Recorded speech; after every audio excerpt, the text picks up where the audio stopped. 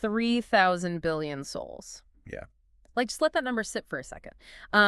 3 trillion people. In the time it takes you to, I don't know, brew a cup of coffee, an entire sector of the galaxy, dozens of heavily fortified, densely populated worlds just went completely dark. It's completely erased. Right. No distress signals, no frantic astropathic warnings screamed into the void, just absolute immediate silence. And, it defies everything we know about galactic warfare. You don't just erase a civilization of that scale without a massive drawn-out conflict, or at least without someone somewhere hitting a panic button. Exactly. But this wasn't a standard invasion. The forces that descended on the Orpheus sector, they didn't want territory, they didn't want slaves. They were executing this mathematically perfect, civilization-wide murder-suicide pact. It forces us to completely reevaluate the baseline motivations of an apex predator civilization, right? Because we look at the survival instinct as the fundamental driver of, well, any advanced species. Sure. So to encounter an empire that views existence itself as a terminal disease. A literal disease. Right. And they have the technological capability to enforce that diagnosis on the rest of the universe. It's just chilling. And that is exactly the mission of our deep dive today. We are looking into a faction of Necrons from the 41st millennium known as the Maynarkh dynasty. The Maynarkh, yes. Our primary source text for this is an exhaustive lore compilation titled The Maynarkh Dynasty, Architects of Total Oblivion. We're going to dissect how a society transitions from a rigid, highly structured empire of mechanical conquerors into basically a collective of nihilistic exterminators. Yeah, we are just looking at what they did, but why they did it. Exactly. Okay, let's unpack this. Because to understand the Maynarkh, we can't just look at the atrocities they commit in the present, right? We have to look at the flaw in their code, the inherent savagery they possessed 60 million years ago, like way before their minds completely shattered. Right, if we connect this to the bigger picture of Necron society before the Great Sleep, we are talking about a civilization defined by extreme hierarchy. Very structured. Incredibly structured. Protocol was everything. Even after biotransference. The process where their biological bodies were incinerated and their consciousnesses were transferred into immortal living metal. The ultimate bad deal. Basically, yes. But even after that, most dynasties maintained a facade of martial honor. They had codes of conduct for warfare. Right, rules of engagement. Exactly. But the Maynarkh were different. The source text makes it very clear that they were pariahs. They operated with a baseline of sheer, unadulterated ruthlessness that completely alienated them from their peers. They were basically the butcher's dogs of the Necron Empire. That's a good way to put it. Which makes the overarching leadership's handling of them so baffling to me. You have the Silent King, Maynarkh, the supreme ruler of all Necrons, right? And he sees this dynasty of outcasts who are entirely lacking in diplomatic or honorable restraint. Right. And instead of decommissioning them or, I don't know, even attempting to overwrite their engrammatic pathways to make them more compliant, he does the exact opposite. He recognizes a strategic asset. He looks at their malignancy and sees a tool. Because the war in heaven against the old ones, it was not a conflict that could be won with honorable duels. No, it was absolute cosmic carnage. Exactly. It required weapons of absolute terror. Maynarkh looked at the Maynarkh and saw a tool that could be weaponized for the most unspeakable tasks. The text details how, during the biotransference process, he actually authorized the deliberate conditioning of their engrams. Wait, he purposely made them worse? Yes. He stripped away whatever latent empathy or restraint they might have had. He optimized them for merciless slaughter. See, I struggle to understand the long-term logic there. From a systems engineering standpoint, if you're uploading billions of minds into immortal, indestructible bodies, why would you deliberately hard-code psychopathy into their operating system? Like, you're building a terror weapon, sure, but you're building a weapon that has no concept of de-escalation. Is the Silent King ultimately responsible for what they became? It's like taking a guard dog that's already aggressive and intentionally starving it to make it meaner, then being surprised when it bites everyone. It raises a really important question about the limits of absolute authority, right? The Silent King believed his command protocols, that deep-coded loyalty built into every Necron, he thought they were infallible. He thought he had the ultimate off switch. Exactly. He assumed he could turn the Maynarkh on and off like a plasma reactor, but in optimizing them for slaughter, he fundamentally isolated them. They became the dynasty you unleash when you want a species erased from the historical record. The Black Ops guys. Right, but they were simultaneously shunned by the rest of the Necrontyr nobility. So they were completely isolated from the shared cultural reality of their own species. But furthermore, isolation in a highly networked digital society, it accelerates deviation. Oh, for sure. When your entire societal feedback loop is based only on the infliction of extreme violence, your conceptual framework of existence narrows. Empathy isn't just a moral stance. It is a cognitive mechanism for predicting and understanding the other. Right. By severing that, the Silent King essentially placed the Maynarkh in a cognitive quarantine. They were alone with their own escalating brutality. Which perfectly sets the stage for a catastrophic failure. Yeah. I mean, you have an immortal army primed for violence, stripped of restraint, and completely isolated from any moderating influence. And here's where it gets really interesting. Yeah. Because the inciting incident that finally breaks them, it isn't a political betrayal or a conventional military defeat. It's the assassination of a fundamental force of the physical universe. The deicide. The Maynarch didn't just fight a Citan, they obliterated one. Londugor, the star god known as the Flayer. Right. And this is a monumental event in the lore. The Citan were not just powerful aliens, they were beings of pure energy that consumed stars and manipulated the fundamental fabric of reality. They were literal gods. Exactly. Now, the Necrons had rebelled against their Citan masters, but they mostly shattered them into manageable shards, right, to use as living batteries. Yeah, Pokemon, basically. Sort of. But Lendigor was different. The Maynarch didn't shatter him. They used weaponry so profoundly destructive that they completely eradicated his presence from real space. And look, you kill a god, there is going to be blowback. Oh, definitely. The source text explicitly states that in its dying moments, Londugor cursed the Maynarch with its own dark hunger for all life. But I need to understand the mechanics of this. We are talking about machines here. Yes. A Necron doesn't have a biological digestive tract. They don't have blood. They don't require caloric intake to function. So how does a digital mechanical entity catch a biological disease? How do they experience hunger? Well, it's not a biological pathogen. It is an engrammatic virus, a metaphysical corruption of their base code. Remember, the Citan were masters of reality. Londugor's death curse didn't infect their metal bodies. It infected the digital architecture of their minds. It is basically a polymorphic malware that rewrites a Necron's sensory interpretation parameters. So they aren't actually starving. Their operating system is just hallucinating that they are. It is so much worse than a hallucination. Their sensory inputs, their optical receptors, tactile sensors, they begin to misinterpret organic matter. Oh, no. Instead of registering a human as an enemy combatant or an obstacle, the corrupted enneagram registers it as a vital, missing resource. As food. As food. The Necron's mind begins to generate phantom sensory feedback.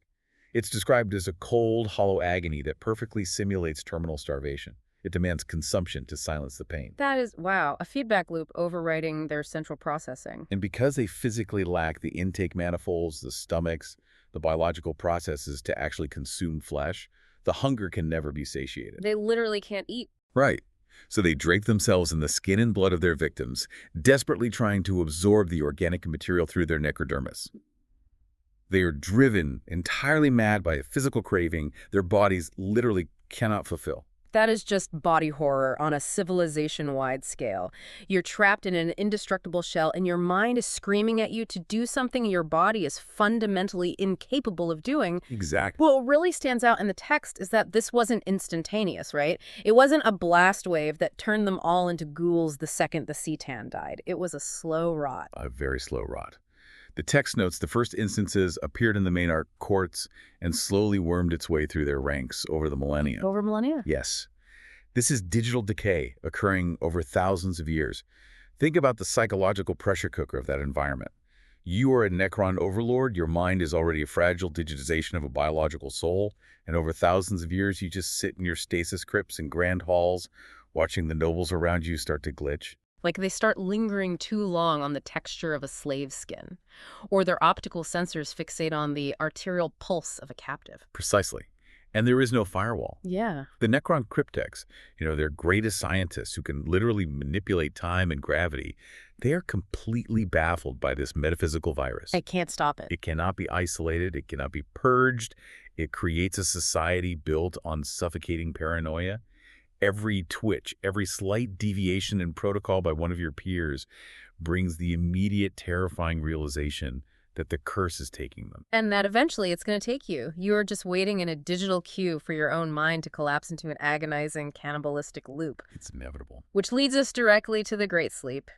The Necrons, as a species, realize the galaxy is too chaotic after the war in heaven, so they shut down. They build these massive subterranean tomb complexes, go into stasis, and plan to wake up millions of years later when the galaxy is ripe for reconquest. Standard Necron protocol, yeah. Right. But for the Maynarkh, going to sleep wasn't just a tactical maneuver, was it? It was a desperate attempt to pause the infection. But you cannot pause a metaphysical curse with a chronostasis chamber. Right. The Great Sleep was intended to be a preservation mechanism. Mhm. But for the Maynarkh, it became an incubation period. When their awakening protocols finally initiated in the 41st millennium, the society that emerged from the tombs was completely, irreparably shattered The virus had metastasized. throughout their entire network during the slumber. And the source breaks down the awakened dynasty into 3 distinct groups. And honestly, how a rigid hierarchy processes an engrammatic collapse of this magnitude is fascinating. Let's look at the immediate casualties first, the flayed ones. Right, the flayed ones. These are the individuals where the hardware and software have completely capitulated to the curse. They awoke not as soldiers or nobles, but as apex predators, driven entirely by the phantom starvation. They're completely gone. Yes. They lost all capacity for higher reasoning, communication, or tactical thought. They exist solely to hunt, butcher, and attempt to consume organic lice. They even utilize their necrodermis to literally morph their hands into hyper-sharp flaying blades. So that's complete hardware corruption. Yes. But the second group is, in many ways, almost more terrifying because their logic remains intact. Hundreds of thousands of Maynarkh woke up, saw the flayed ones, and their psyches broke in a completely different direction. They didn't succumb to the phantom hunger, they joined the destroyer cult. The destroyers represent a software optimization, prioritizing extermination above all A else. completely different kind of madness. Exactly. It is an ideological shift rather than a sensory one. A destroyer looks at organic life not as food, but as a mathematical error in the universe that must be corrected. An error. Right. It is a cold, calculated philosophical hatred of the biological. They modify their own bodies, removing legs for anti-grav platforms, replacing arms with heavy Gauss cannons. Just stripping away anything humanoid. They strip away any aesthetic or humanoid pretense to become perfectly efficient platforms for eradication.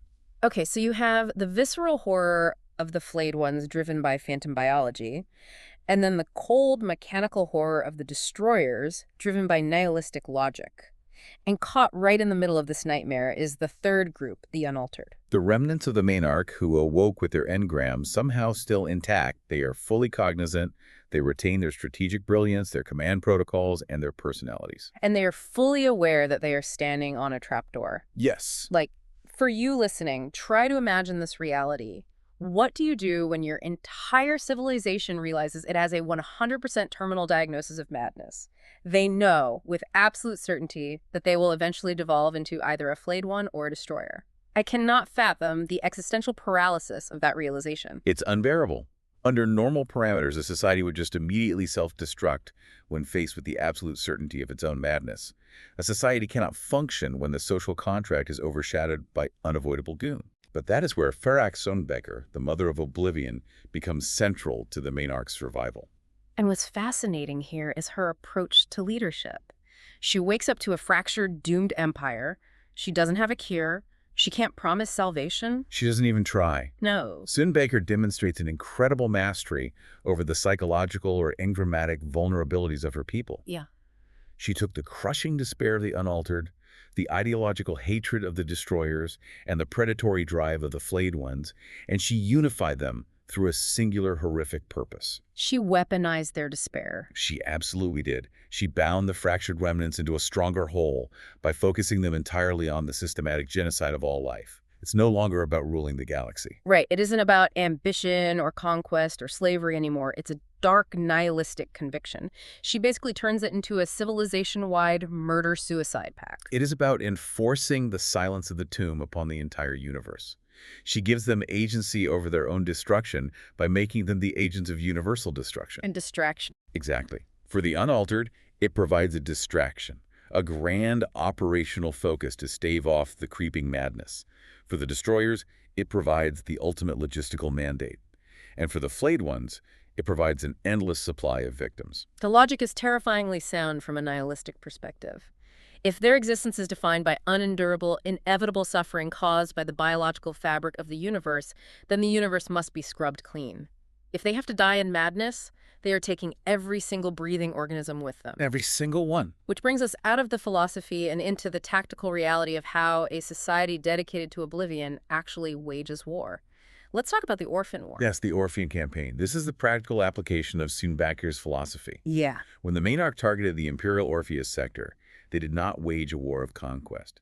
The text refers to it as a blitzkrieg of silence. A blitzkrieg of silence. We have to analyze the mechanics of this operation because it defies standard imperial defense doctrines. Right, because the Imperium of Man, they rely on astropaths, psychic communicators, to send distress calls through the warp.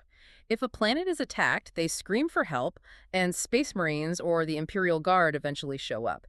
But the Maynarkh managed to silence entire heavily populated worlds before a single astropathic message could be sent out. Not one signal. How do you logistically achieve that? It involves the deployment of incredibly advanced reality warping technology.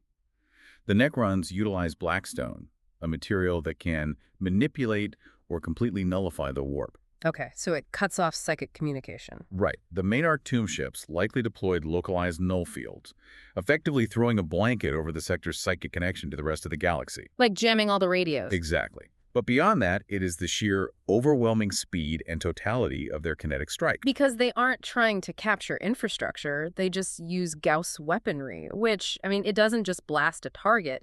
It strips matter apart layer by atomic layer. It flays the target at a molecular level. Combine that with their inertialist drives, which allow their massive tomb ships to bypass standard orbital defenses almost instantaneously. They just appear. They materialize in the sky and begin the atomic disassembly of a planetary population before the planetary governor even knows they're under attack. Well, speaking of governors, the source text highlights a highly specific, kind of disturbing operational choice during the Orphan War that almost seems at odds with their efficiency. The kidnapping. Yeah. They kidnapped the sector governor. They didn't vaporize him from orbit. They abducted him specifically to drive him mad and sow confusion. If your goal is just rapid eradication, why take the time to psychologically break one human leader? If we connect this to the deeper engrammatic state of the Maynarkh, this action is profoundly revealing. It is a form of psychological projection. Oh, really? Yes. Think about it. The Maynarkh are a civilization trapped in a slow-motion descent into madness. By capturing the human leader and intentionally shattering his mind, they are recreating their own internal nightmare in their enemy. Oh, wow. So they want the Imperium to experience the same helpless unraveling of sanity that the Flayer's curse inflicted upon them. Exactly. It's not enough that the humans die. They have to understand the abyss first. They have to feel it. It is an externalization of their trauma. They're dismantling the sanity of the Imperium's command structure to mirror the dismantling of their own engrammatic stability. And while the surgical psychological warfare is happening at the top, the ground war is characterized by an entirely different kind of horror. The absolute one-sided attrition. Yes. The text details the scouring of the Angel's Revenant chapter. Now, these are Space Marines, genetically engineered super soldiers in ceramite power armor, widely considered the most elite fighting force in the Imperium. And the Maynarkh just ground them into dust right at their own fortress monastery. The tactical reality of fighting the Maynarkh is a mathematician's nightmare. Space Marines rely on shock tactics, unbreakable morale, and localized superiority. Right. None of those factors matter against the Maynarkh. Because of the reanimation protocols? Exactly. When a Space Marine fires a bolt around and blows the arm off a Maynarkh warrior, that warrior doesn't bleed out or retreat. The necrodermis simply flows back together. The severed limb reattaches. The damaged engrams reboot. They just get back up. The Maynarkh fight in dense, silent phalanx formations. They advance relentlessly, absorbing punishment that would break literally any organic army, and they simply reconstruct themselves. It changes the entire paradigm of warfare. I'm thinking about how to visualize this tactically. If you fight an opposing biological army, you can outmaneuver them, cut off their supply lines, break their morale. But fighting the Maynarkh isn't like fighting an army. Yeah. It's like fighting a glacier made of self-repairing metal. You can't negotiate with a glacier, you can't offer an avalanche a treaty, it doesn't want your land or your resources. It simply advances, driven by the cold physics of its own mass, until everything in its path is flattened into bedrock. That analogy perfectly illustrates the tactical futility faced by the Angel's Revenant. The Maynarkh do not care about casualty ratios.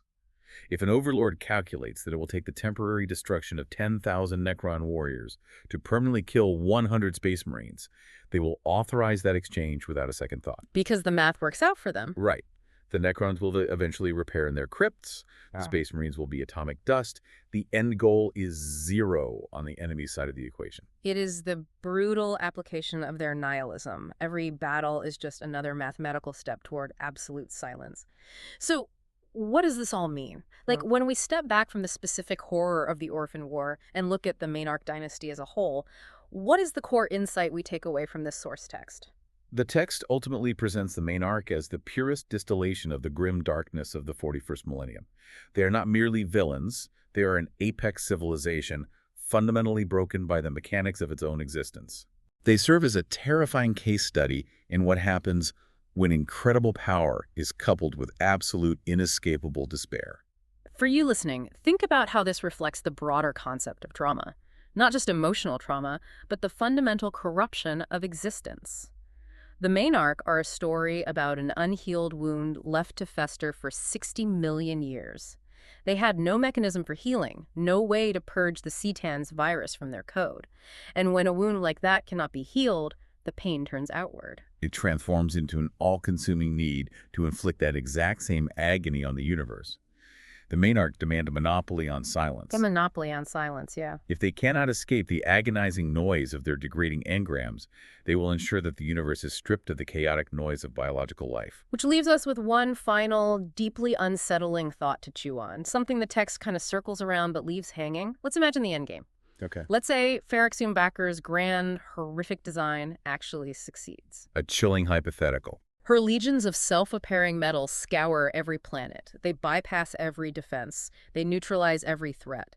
They achieve their absolute silence, wiping out every single organic, breathing organism in the entire galaxy. The murder-suicide pact reaches its culmination. What happens to the Maynarkh dynasty the day after? The architecture of total oblivion is complete, but the architects remain. Right. With no one left to kill, no grand distraction of universal genocide to bind their fractured society together, do they just stand there? Billions of immortal metal machines standing silently on dead worlds in a perfectly quiet galaxy, with absolutely nothing left to do but wait in the dark for the Flayer's curse to finally inevitably consume whatever is left of their own minds. They don't escape the abyss. They just make sure they're the ones to turn the lights out before they fall in. And in that final silence, the only sound left in the galaxy will be the phantom hunger of a machine that forgot how to die. The ultimate tragedy of the Maynarkh. Until next time.